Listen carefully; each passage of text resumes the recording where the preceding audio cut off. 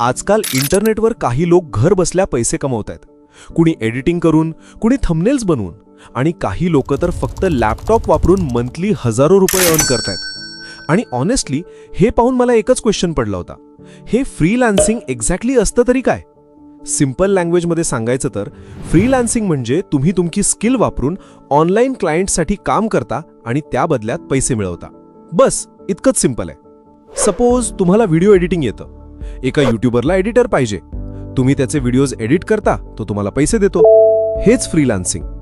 Same गोष्ट graphic design, thumbnail making, writing, coding, AI work सगळ्यांमध्ये apply होते.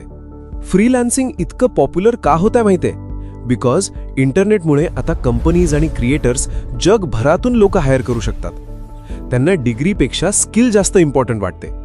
जर तुम्ही युजफुल स्किल सॉल्व्ह करू शकत असाल तर लोक तुम्हाला पैसे द्यायला तयार असतात.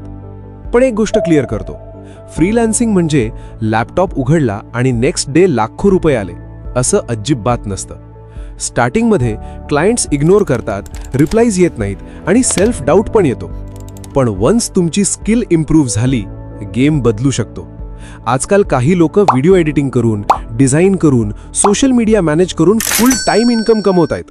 बिगिनर असाल तर फर्स्ट एक स्किल निवडा, video editing, thumbnail design, writing, anything. त्या स्किलवर डेली प्रॅक्टिस करा, फ्री काम करून पोर्टफोलिओ बनवा आणि मग क्लायंट शोधायला स्टार्ट करा. इंटरनेटमुळे आज अपॉर्च्युनिटीज खूप वाढल्या आहेत, पण पैसा फक्त त्यांनाच मिळतो जे स्किल बिल्ड करतात. डिग्री युजफुल असते, पण आजकाल स्किल्स रिअल पॉवर बनत चालल्या आहेत. फॉलो करा जर तुम्हाला फ्रीलान्सिंग, ऑनलाईन अर्निंग आणि स्किल्सबद्दल अजून व्हिडिओज पाहायचे असतील तर.